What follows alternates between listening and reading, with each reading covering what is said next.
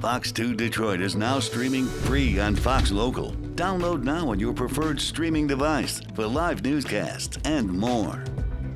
A large crowd gathering takes a violent turn after someone shoots 2 people overnight at an apartment complex in Pontiac. The Oakland County Sheriff's Office is searching for the person who pulled the trigger. Fox 2's Robin Murdoch is live with the very latest on this investigation. Good morning, Robin. Good morning, Amy and Brandon. Yeah, we do have some new information to pass along to you at this hour concerning that overnight shooting. We now know that 2 men were shot in this situation. One of them was hit in the arm, the other in the upper torso. And police, as you mentioned, right now they are trying to track down whoever fired those shots. And let me tell you, there were a lot of them. I heard too many shots, so that's enough. I heard too many. And I'm scared. It was just around 2 o'clock on Monday morning when bullets started flying outside the Spring Lake Village apartments here in Pontiac, shot after shot, coming from the complex's parking lot where about 100 people had gathered.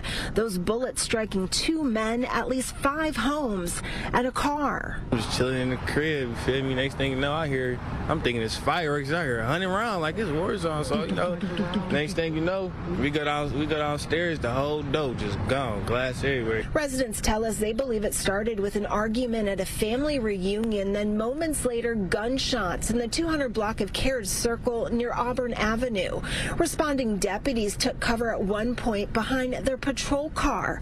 3 children, including 2 toddlers, were sleeping inside this apartment when the gunfire began. I ran to my kids' room, and then I went downstairs to go see what was all hit. We're told police helped apply a tourniquet to one of the victims on scene who'd been shot in the arm, while another who suffered a gunshot wound to the upper chest eventually showed up at a nearby hospital.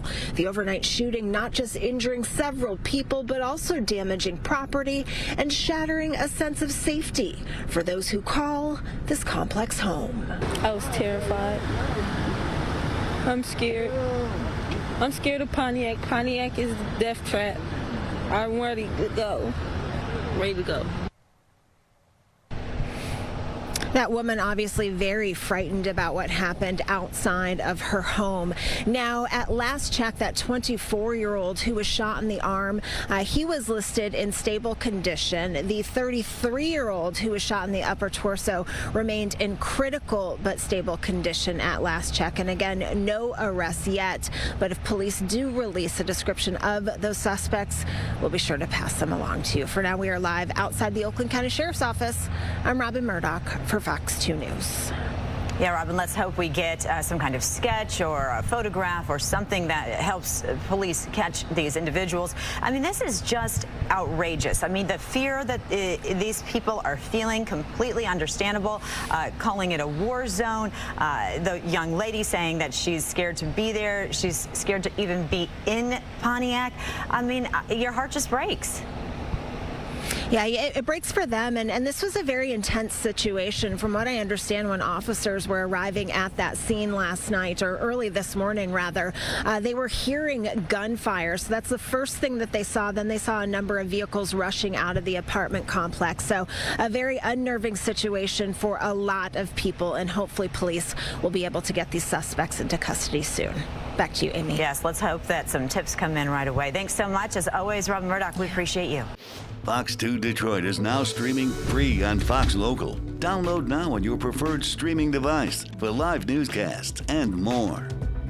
All right, Amy, more developing news overnight. Detroit police discover a man shot to death on the city's west side. The victim's body was on the ground of a residential neighborhood on Roselawn near Fullerton.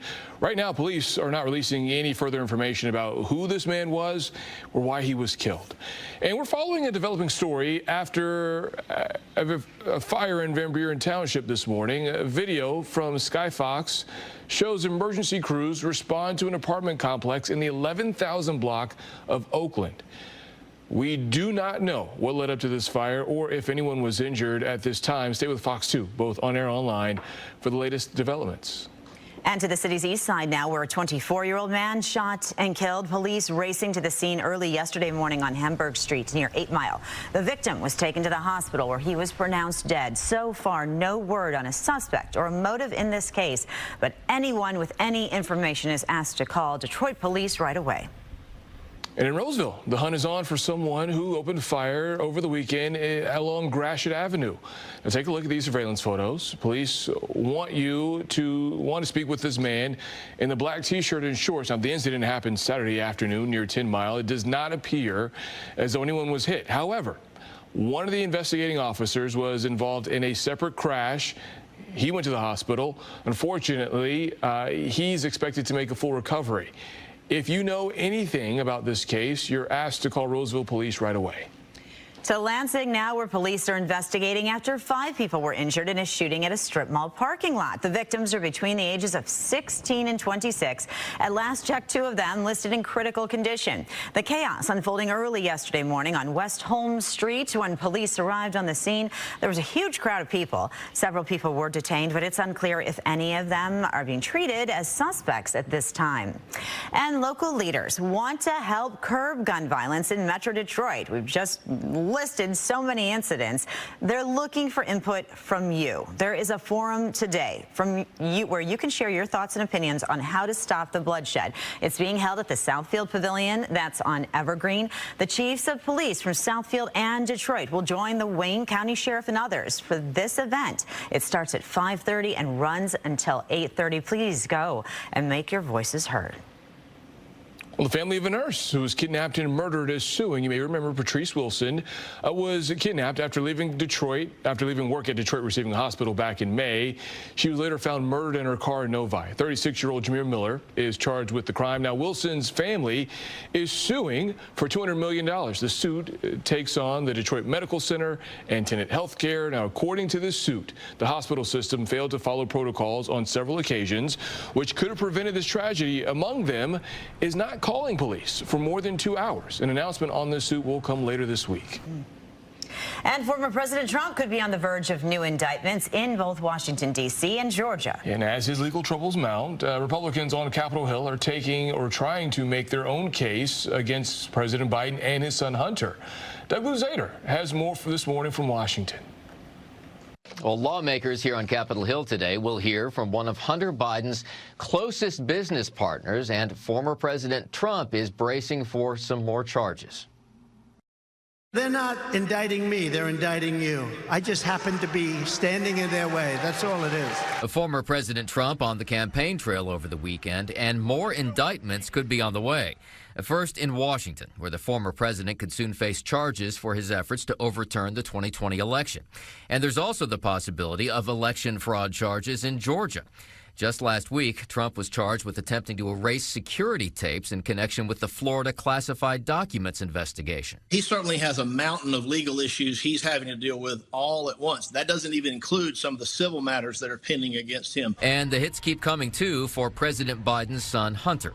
His plea deal on tax and felony gun charges fell apart last week, and today his former business partner, Devon Archer, is expected to tell lawmakers what role Joe Biden may have played in his son's business deals. This was a person who was in business with Hunter Biden and Biden family members. He was the BFF of the president's son. He has a lot of information, I believe, that we'll be able to fact check and corroborate with other witnesses and other whistleblowers. This investigation started during the Trump administration, and they've come forward with not one shred of evidence tying President Biden to any of this. And Devon Archer, by the way, has his own legal problems. Over the weekend, in a separate case, federal prosecutors pushed to have him begin serving time on federal fraud charges. In Washington, Doug Luzader, Fox News. Well, coming up, we have 2 important recalls to tell you about: the alarming safety issue in hundreds of thousands of Ford vehicles, and the bizarre reason that Trader Joe's is sounding the alarm over some of its food. Who's getting hit the hardest by the heat wave gripping the country? I'm Steve Harrigan in Atlanta. That story ahead. Mild and even cool overnight temperatures for us, and maybe you're thinking about getting out in the garden, doing a little bit of mowing. Well, you know what? I can't stop you. We're looking for green, good work conditions up through Wednesday, maybe a chance for some rain on Thursday.